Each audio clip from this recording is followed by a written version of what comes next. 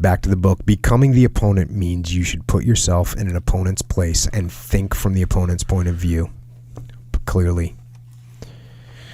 Letting go four hands is when you and an opponent are in a deadlock and no progress is being made in the fight. It means that when you think you are going to get into a deadlock, you stop right away and seize victory by taking advantage of a different approach. In large-scale military science as well, if there is total deadlock and no progress is being made, there will be a loss of personnel. It is essential to stop right away and seize victory by taking advantage of a tactic unsuspected by the enemy. In individual martial arts, also, if you think you are getting into a deadlock, then it is essential to immediately change your approach, ascertain the opponent's state, and determine how to win by means of a very different tactic. This is something you see a lot, and you see that in everything. In everything. You see it in war, you see it in jiu-jitsu, you see it in fighting, you see it in business. People, they get to a position, and there's some comfort. There's some level of comfort. If you and I lock up and you're in my half guard and you're not really going anywhere and I'm not going anywhere, you're not going anywhere, there's a level of comfort there.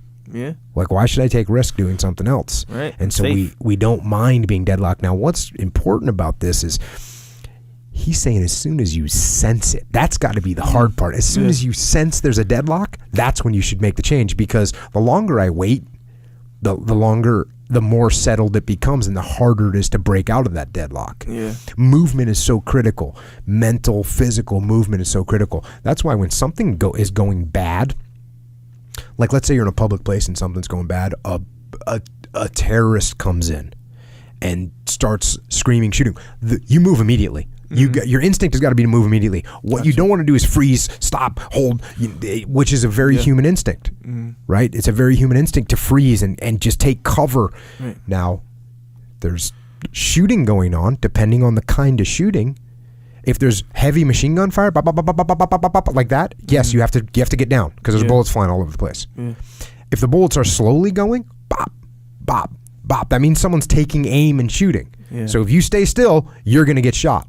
If you hear that steady pace, you go. Yeah. You go. You zigzag. You take cover. Then you bound to another position. You move as fast as you can. Yeah. That quick movement before the deadlock settles in is when you want to do it. When someone's about to in a situation like a physical confrontation, don't let it get there. Make a move before it gets there. Yeah. Which, hopefully means you leave. You walk away. Before the guy bows up to you and starts getting in your face, you're already gone. Didn't even let it get there. Because now we're going to a situation where we're going to have to make something happen. Yeah. And that's not good. Right? It's not going to be good. Sure. Oh, yeah, I kicked this guy's ass out in the street. Yeah, that's cool. And what's the other 14 alternatives? You got stabbed. You got arrested. You broke his neck. You're in prison. There's all kinds of bad ones. Yeah. There's like one good out of 14, which is, hey, I put the guy to sleep. And even that one, what are you getting out of that? Yeah. He bled on you. Yeah. And we don't know what kind of disease this guy has. Yeah. We've talked about that before, but the bottom line is try and be aware of when things are about to get stagnant. And if you can change them then, do it then. Yeah. Ultimately, it comes down to being ready. Yeah. Yeah. And not even necessarily ready for anything specific. It just, when you get caught off guard, it's like, your mind has to explore all these options. It takes all this time, If you would have just been aware. Yeah. Awareness goes so far. Like I did that video on real martial arts, and I started off by saying, hey, the best form of self-defense is the gun. Because think about it. If you have somebody that truly is in a high threat area, you take a woman or an older person that doesn't have great physical strength and they're in a high threat area, to tell them that learning jiu-jitsu is going to be the best thing for them is wrong. Right.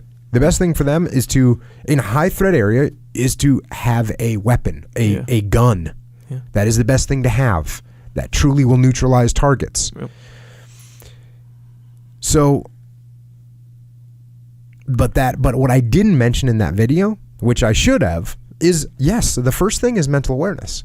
The first thing is like, oh yeah, I'm aware of what's happening. I'm aware that I'm going into a high threat area. I'm going to go to another area. I'm going to drive around that area. That's I see bad things going on my side of the street. I'm going to walk across the street and avoid it. early enough that I don't look like a victim. Because if a perpetrator sees you or a predator sees that you're avoiding them, then they think, oh, that's the person scared. There's a target for me. Yeah, it's weak. Yeah, they're weak. That's why you got to be aware. So yes, you're 100% right. And when you walk into a building, you walk into a public place, you should be looking around. Where are the exits? Where is their cover? How fast can I get out of here? Yeah. That's what you should be doing.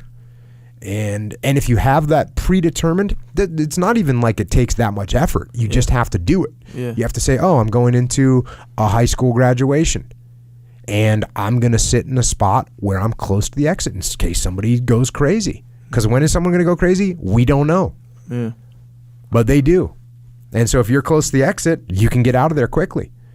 Or you can at least flank the perpetrator and get rounds on them before anything really bad happens. Yeah. And you just compare that to the alternative of not knowing. Right. Or, you go in and you go, oh, this is a good seat. I'm able to see the graduation from this middle spot that has no cover and concealment anywhere around it. Yeah. And when something goes sideways, I'm going to be one of the persons trapped in the mob trying to get out of this 2 doors while someone's shooting a machine gun. Not good. No. So be aware of your surroundings is number one. And then when you see that thing happening, act quickly.